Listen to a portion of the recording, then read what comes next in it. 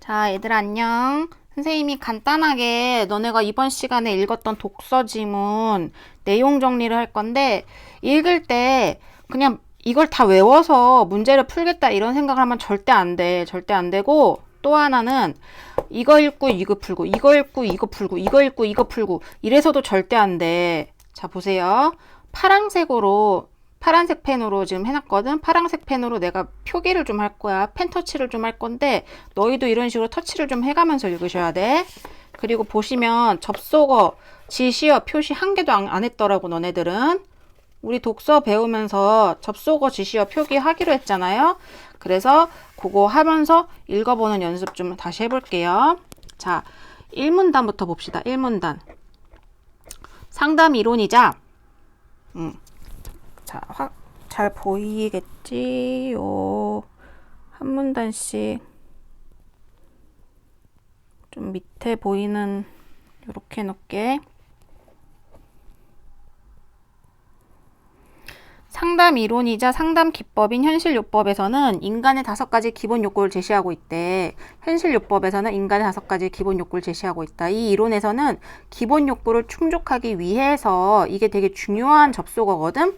자, 보세요. 위해서라는 거는 여기가 목적이고 이게 수단이라는 거야. 뭐를 위해서? 뭐를 했다. 뭐를 위해서? A를 위해서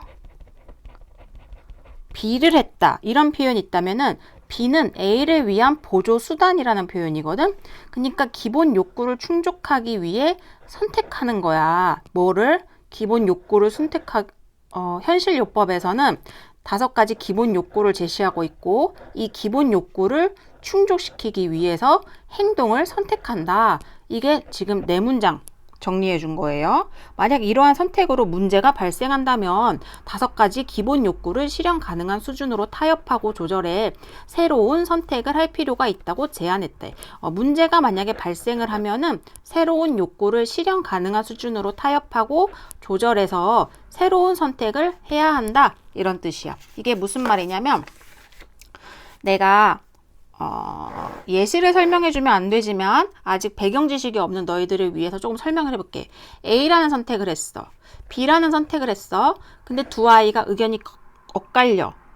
그래서 타협이 안 되고 충돌을 해. 그때는 타협하고, 여기는 뭐라고 돼 있니? 타협하고 조절해서 새로운 결과인 C라는 의견으로 수렴하자, 모아진다 이런 뜻이거든요. 그래서 새로운 선택을 합시다. 이런 식의 의견이었습니다. 요게 첫 문단 전체예요.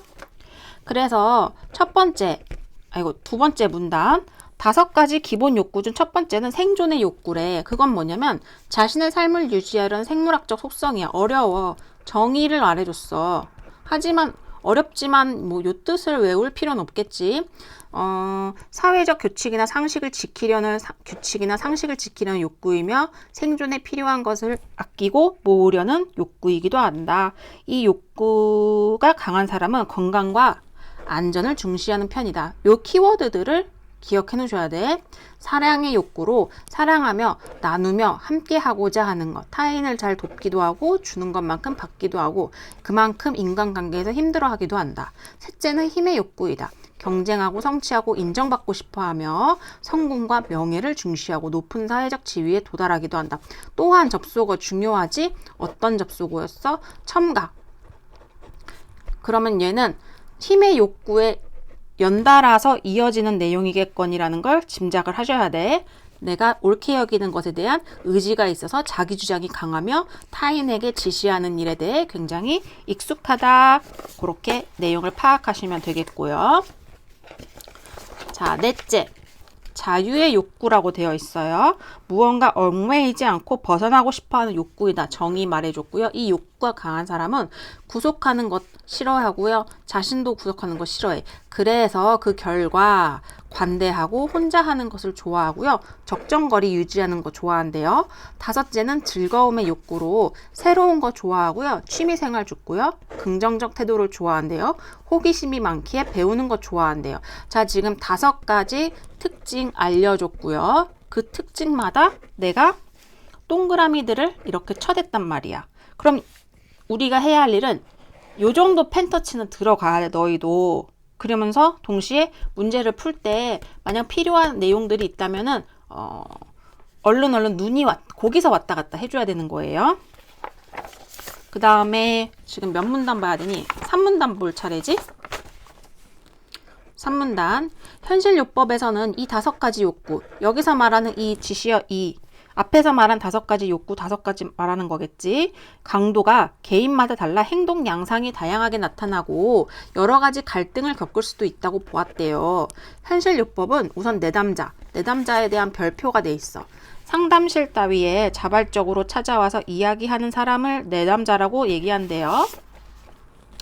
내담자가 자신의 욕구를 들여다볼 수 있도록 한 다음 약한 욕구를 북돋아주거나 강한 욕구 사이에서 타협과 조절을 하여, 자, 요 단어 앞에서 본 것 같지 아까?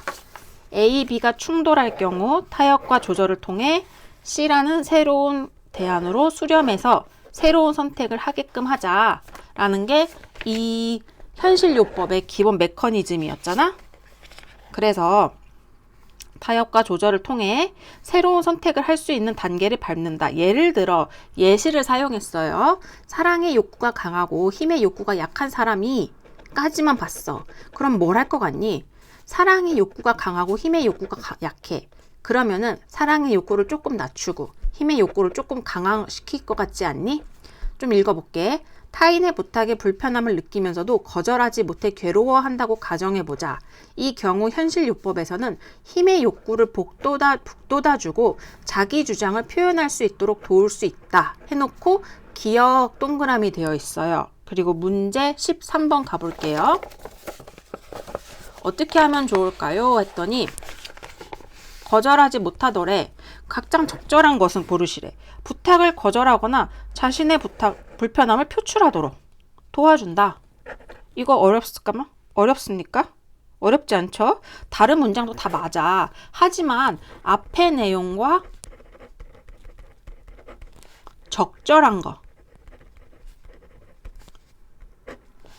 이어지면서 이어지는 것을 골랐어야 되는 거예요. 그래서 정답이 2번이 되는 거예요.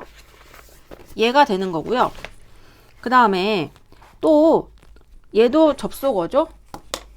접속어 하나 동그라미 하나 더 치고 자유의 욕구와 힘의 욕구 모두가 강한 사람은 어떻게 알겠니? 얘를 낮추고 얘도 조금씩 낮추겠지.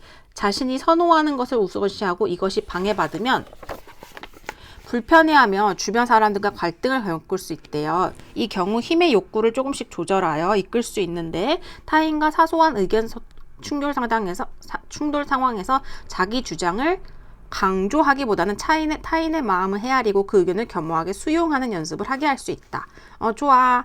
마지막 문단. 현실요법은 타인 욕구 충족을 방해하지 않으면서 효과적인 선택을 통해 자신 욕구를 충족시키면서 내담자가 외부 요인에 의해 통제되는 존재가 아니라 스스로 자신의 욕구를 조절할 수 있는 주체라고 보는 관점을 기반으로 한다. 많이 사용된다. 끝.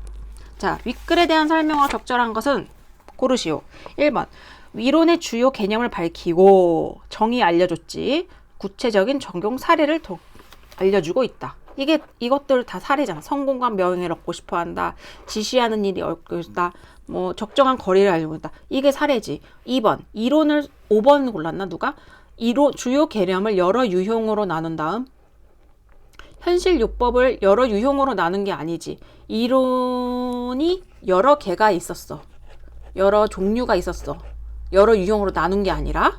그래서 요거 제끼고 장점 밝힌 건 더욱이 아니고 이론이 등장하게 된 사회적 배경과 이론이 발전하게 된 과정도 아니고 하나의 이론과 다른 관점 이론을 대조한 것도 아니지. 그 다음에 윗글의 내용과 일치하지 않는 것. 약한 욕구를 강한 욕구로 대체해? 아니지. 약한 욕구는 조금 강화시키고 강한 욕구는 조금 제외시켜서 약화시켜서 두 아이의 타협과 조절을 시켜보자.